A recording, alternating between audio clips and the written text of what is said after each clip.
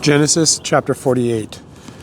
Sometime later, Joseph was told, "Your father is ill." So he took his two sons, Manasseh and Ephraim, along with him. When Jacob was told, "Your son Joseph has come to see you," Israel rallied his strength and sat up on the bed.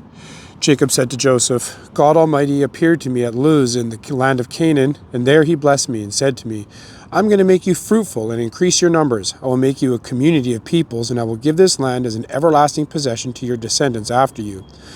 Now then, your two sons born to you in Egypt before I came to you here will be reckoned as mine. Ephraim and Manasseh will be mine, just as Reuben and Simeon are mine. Any child born to you after them will be yours. In the territory they inherit, they will be reckoned under the names of their brothers.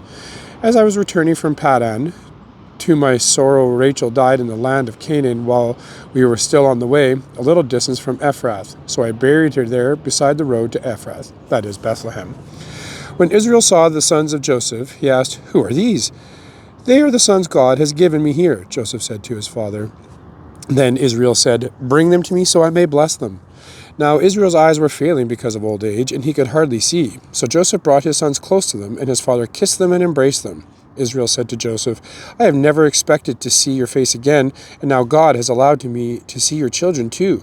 Then Joseph removed them from Israel's knees and bowed down with his face to the ground. And Joseph took both of them, Ephraim on his right towards Israel's left hand, and Manasseh on his left towards Israel's right hand, and brought them close to him.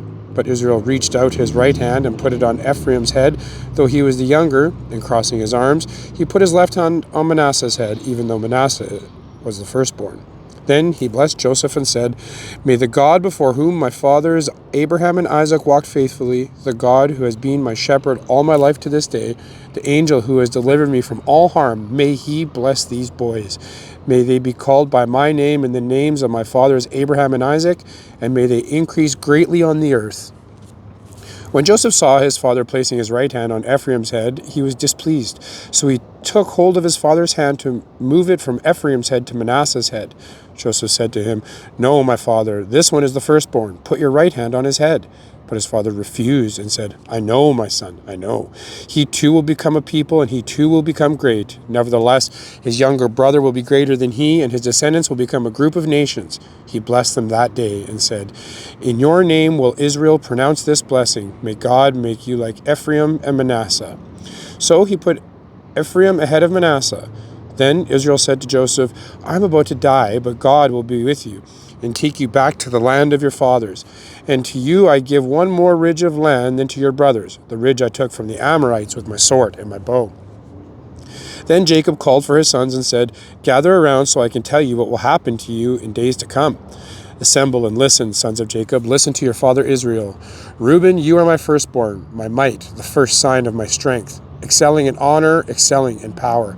Turbulent as the waters, you will no longer excel, for you went up into your father's bed onto my couch and defiled it. Simeon and Levi are brothers. Their swords and weapons of violence. Let me not enter their council. Let me not join their assembly, for they have killed men in their anger and hamstrung oxen as they pleased. Cursed be their anger, so fierce, and their fury so cruel. I will scatter them in Jacob and disperse them in Israel. Judah, your brothers will praise you. Your hand will be on the neck of your enemies, and your father's sons will bow down to you. You are a lion's cub, Judah. You return from the prey, my son. Like a lion he crouches and lies down. Like a lioness, who dares to rouse him? The scepter will not depart from Judah, nor the ruler's staff from between his feet, until to whom it belongs shall come, and the obedience of the nation shall be his. He will tether his donkey to a vine, his colt to the choicest branch. He will wash his garments in wine, his robes in the blood of grapes. His eyes will be darker than wine, his teeth whiter than milk. Zebulun will live by the seashore and become a haven for ships. His border will extend towards Sidon. Issachar is a raw-boned donkey laying down among the sheep pens. When he sees how good is his resting place and how pleasant is his land, he will bend his shoulder to the burden and submit to forced labor. Dan will provide justice for his people as one of the tribes of Israel. Dan will be a snake by the roadside, a viper along the path that bites the horse's heels so that its rider tumbles backward. I look for your deliverance, Lord. Gad will be attacked by a band of raiders, but he will attack them at their heels. Asher's food will be rich. He will provide delicacies fit for a king. Naphtali is a doe set free that bears beautiful fawns. Joseph is a fruitful vine near a spring whose branches climb over a wall. With bitterness, archers attacked him. They shot at him with hostility, but his bow remained steady. His strong arm stayed limber because of the hand of the mighty one of Jacob, because of the shepherd, the rock of Israel, because of your father's God who helps you, because of the Almighty who blesses you with blessings of the skies above, blessings of the deep springs below, blessings of the breast and womb. Your father's blessings are greater than the blessings of the ancient mountains, than the bounty of the age-old hills. Let all these rest on the head of Joseph, on the brow of the prince among his brothers. Benjamin is a ravenous wolf. In the morning he devours the prey. In the evening he divides the plunder.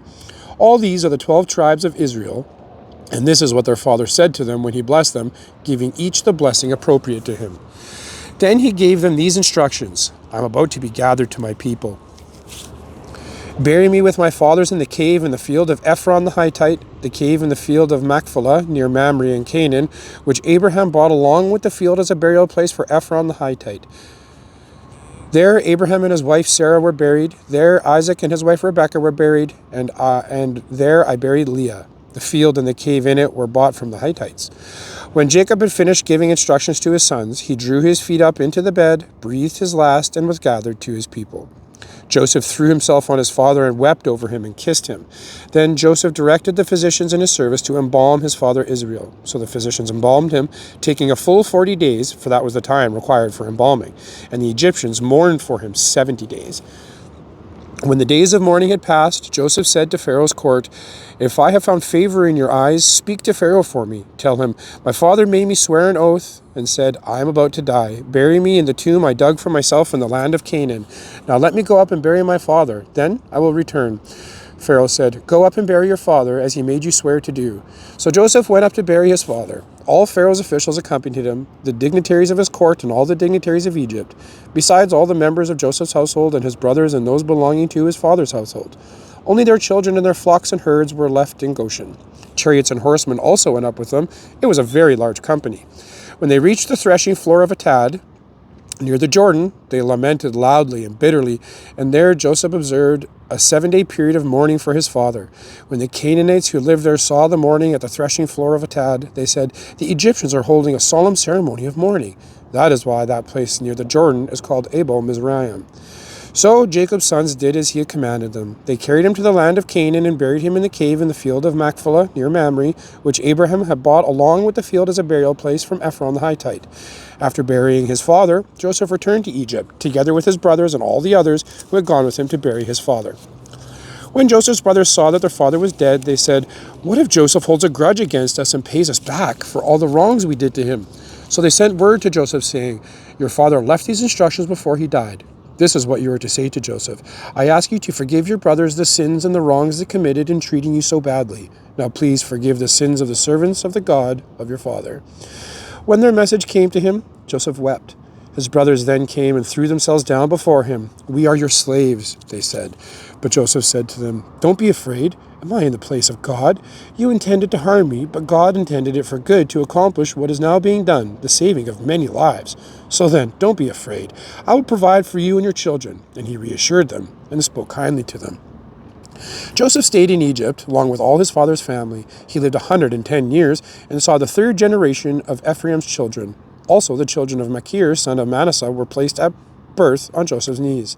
Then Joseph said to his brothers, I am about to die, but God will surely come to your aid and take you up out of this land to the land he promised an oath to Abraham, Isaac, and Jacob. And Joseph made the Israelites swear an oath and saying, God will surely come to your aid, and then you must carry my bones up from this place. So Joseph died at the age of 110, and after they embalmed him, he was placed in a coffin in Egypt. And that is the book of Genesis.